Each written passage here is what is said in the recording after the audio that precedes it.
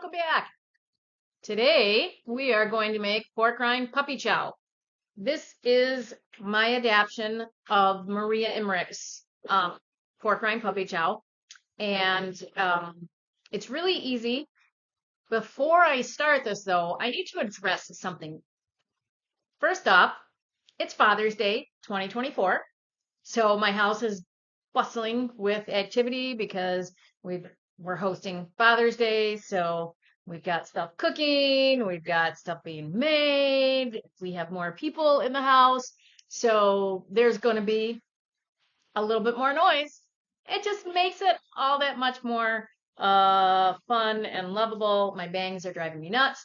On top of it being Father's Day, we have some chicks being hatched out right now in the coop. And so I'm keeping an eye on that mama and those babies to make sure that everything's going well with them. I have a dog that's wanting to eat things that he shouldn't be eating. So life is just always fun. I have a daughter that wants to sing. It's all good. I love it. Okay. No. In one of my last videos, the one with the beef meat flour, I'll link that here. Meat flour is kind of like what do you use that for? And so someone had commented, what would you want this for? And so I replied to the comment because I thought it was an earnest question, and not just someone trying to be a jerk. And so I explained that, we'll use it to put protein in our carnivore waffles or in the carnivore or ketovore cream cheese roll that I make. And I didn't say, like breading for nuggets and things, which honestly, I don't know why I didn't say that, because that's the primary thing that we use it for. And I thought, this will just help. It's just, it takes the place of almond flour. In a lot of recipes. I wouldn't use like recipes that call for like a cup and a half of that. I wouldn't use a cup and a half of meat flour. Would not do that. I would either just like not make the recipe or just like maybe half and half, but whatever. So this person came back and said, why do you want to eat waffles and whatever, that's not real food. Look. And so I explained. I said, it may not be their cup of tea, and they don't have to eat those foods. But by making treats or using it for breading for chicken nuggets, which I have a feeling if I would have said that I used it for breading for, say, country fried steak or chicken nuggets or whatever, that wouldn't have been a good enough answer either. So I explained that I have kids. And number one, we need to make budget stretch. And, we want to make some things kid friendly. If my kids want waffles or our Wonder Bread chaffles that we make so they can use it for sandwiches, and it helps them feel like a normal kid but still be healthy and get lots of protein, that's what's important. I also make these recipes and share these recipes because there are people that are not just 100% carnivore. They're not just, I'm going to eat steak 7 days a week. Some people are coming from being sugar addicts. And so to be able to give them a little treat that they can slowly move the sweetness down on, and that will keep them from falling off the wagon, or if they can make themselves some stuff to take as hors d'oeuvres or whatever when they're going to a friend's house or something, so they know they have something that can help them from being tempted from the chips and other things that might be there that they can't, that they shouldn't have. We can all have whatever we want because we can make that decision.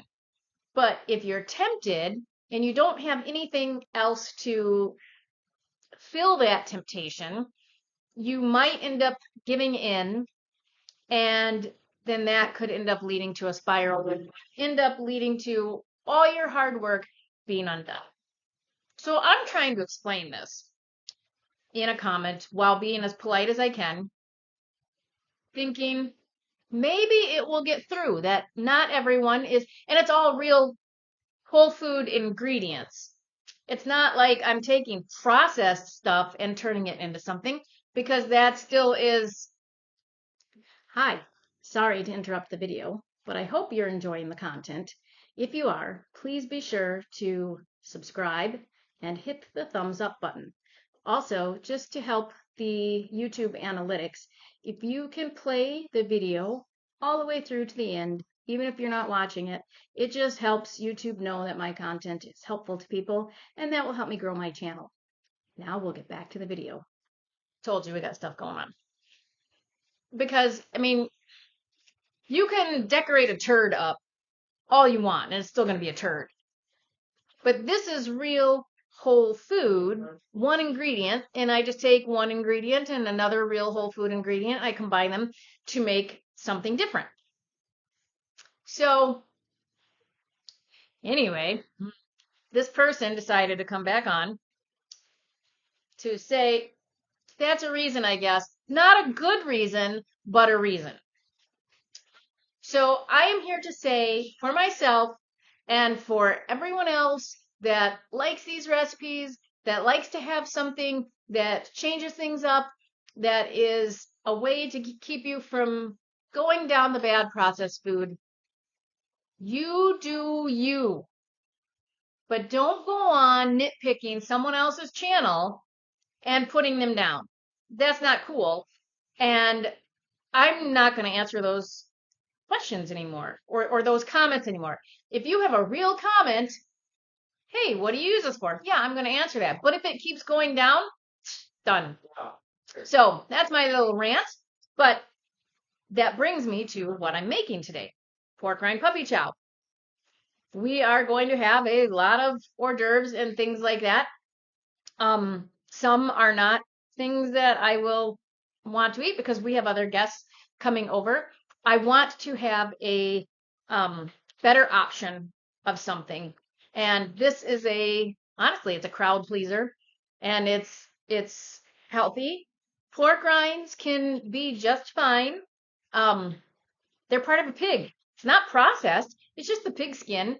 You want to make sure that what you're getting is either baked or fried in the lard, that it's not fried with seed oil or anything like that.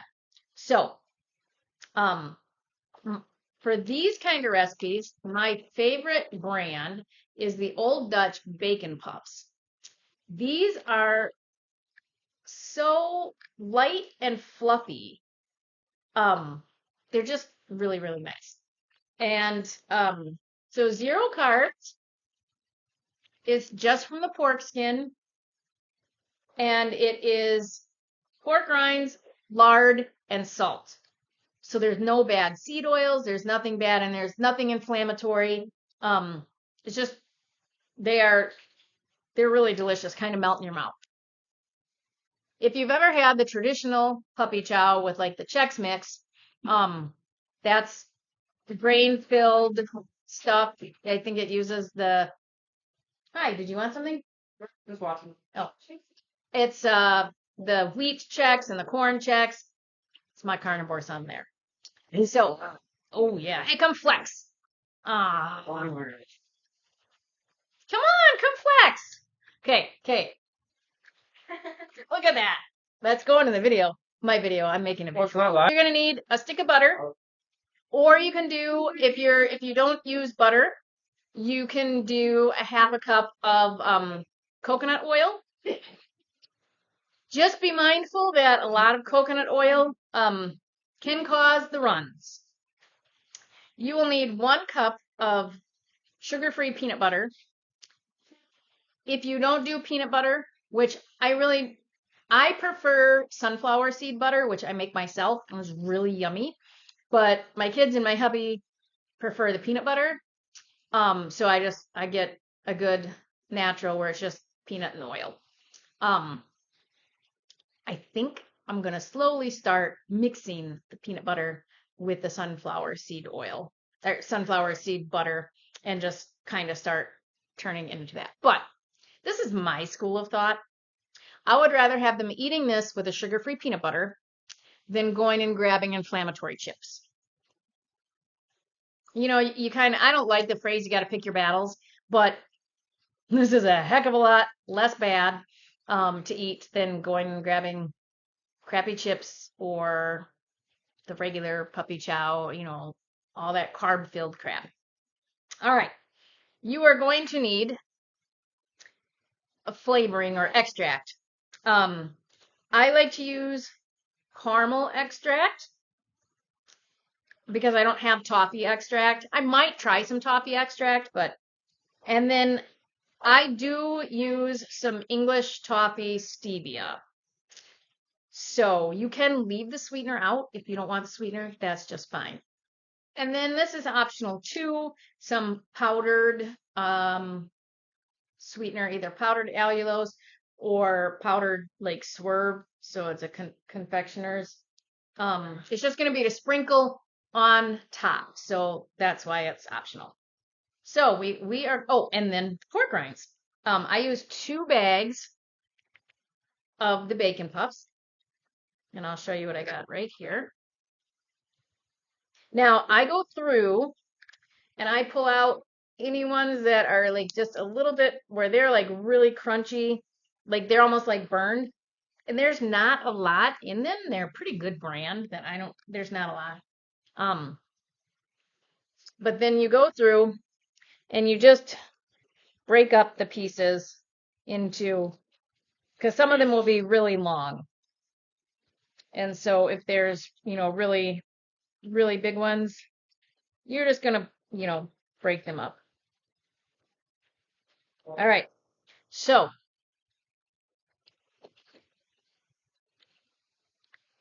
we are going to drop the butter on the floor. Thankfully, it's still out of cover. We're going to melt the butter and the peanut butter together on the stove. Then we're going to mix in a teaspoon of the caramel extract.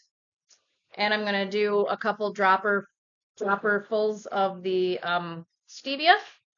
Then I'm going to take half of that, mix it into the pork rinds. I forgot. No, we need cocoa powder. And then we'll mix cocoa powder in the remaining peanut butter mixture and put that on there. And then it's going to go in the fridge to chill. And then you can eat it. So you don't need to watch me warm the butter and the peanut butter. So while this is melting, sorry, I am going to take a baking pan and line it with parchment paper, because once it's all mixed, then I like to spread it out on the parchment paper lined tray and then put it in the fridge, as opposed to leaving it in the bowl and putting it in the fridge. That's just my preference. It doesn't matter really. I just think it hardens better that way. You can always adjust the butter and peanut butter or coconut oil and extracts and all of that. You can adjust all of that to your liking. This isn't a precise recipe. You just do it to how you like. That's why I said this is my adaption of Maria Emmerich's, because I'm using different proportions than she uses, and my family likes it, and I like it, and it's delicious. Plus, I really prefer the sunflower seed butter. I know I didn't show you it on here, but one of these days I will make some more sunflower seed butter, and I'll make a video of it.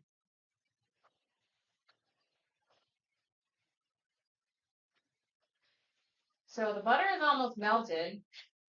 Like, this was a really quick thing to make, and then, I mean, the longest part of it is sticking it in the fridge and leaving it set and trying not to eat it. So, all right. So that's almost cooked. So or almost completely melted. I'm going to turn that way down on low. And I'm going to add the caramel extract. Oh, look at that. That was perfect. 1 teaspoon exact. All right. Now, if you don't want to use this, you can easily just put the extract in and then add like some allulose or something to it, or even some stevia glyceride. Whatever you want is fine. I like the toffee flavor a little bit, and this is what I had. Kind of. There. That first one I didn't have a drop on this. So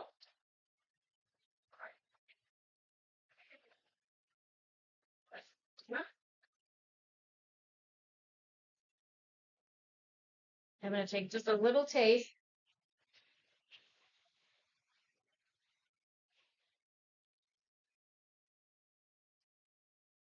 Good. All right. Now the fun part.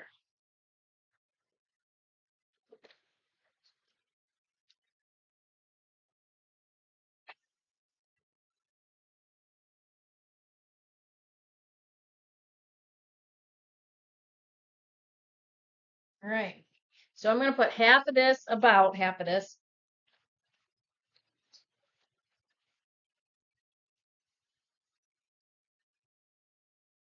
There.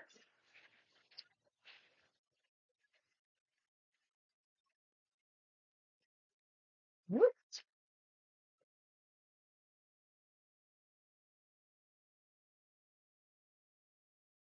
And you're just really kind of mixing it in, trying to get those sides.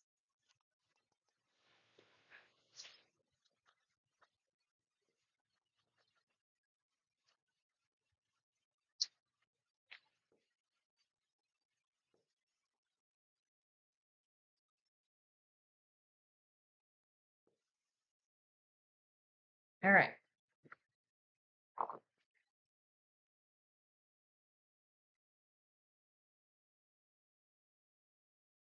So this looks pretty coated. It's hard to see on a camera. So now I'm going to put a teaspoon and a half of cocoa powder in the peanut butter mixture and then pour that on. I mean, a tablespoon and a half, sorry. All right. So I added a tablespoon and a half to the peanut butter mixture and a tablespoon and a half of cocoa powder. Boy, I'm not talking right today. And we're just going to do the exact same thing.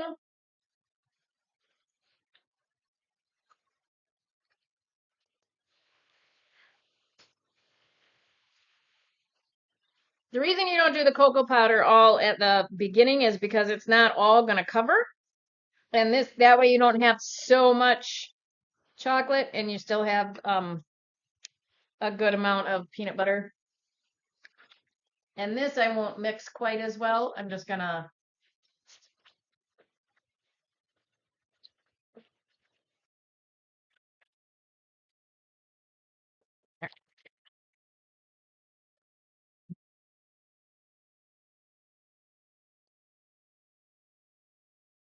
that's basically it. I'm going to bring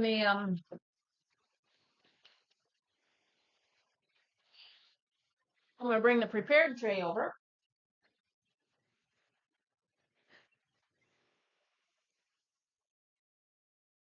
We're going to spread this right on here.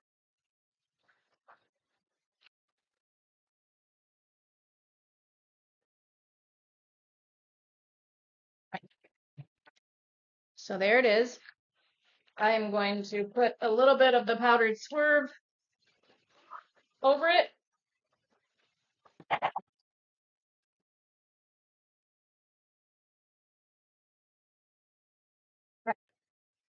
And then you can just kind of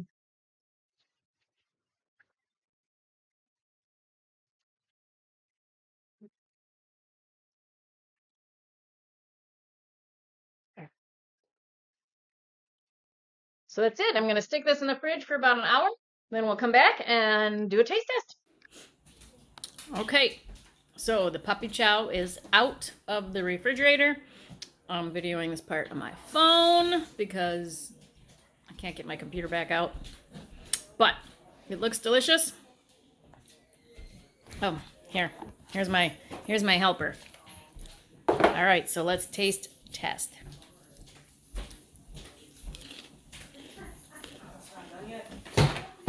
So good.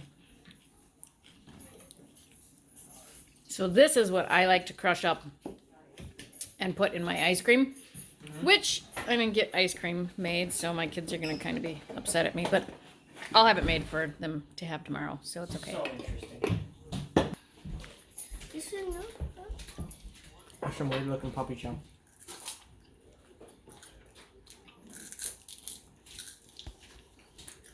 What do you think? Still a favorite? It's alright. It's pretty good. I like your ice cream better though. Yeah, I know.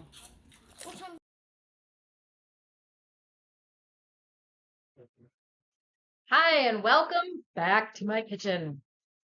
Today, we are going to make pork rind puppy chows. I'm going to start over. Can't talk. Well, the lighting was horrible. Let me see if I turn it. There. No, because I said pork rind puppy chows. It's not puppy chows, it's puppy chow. All right, carnivore's on there. And so, oh yeah, hey, come flex. Ah, come on, come flex. Okay. Look at that. That's going in the video. So what you're gonna need for this? I'm gonna lose something there. Oh, we got baby chicks.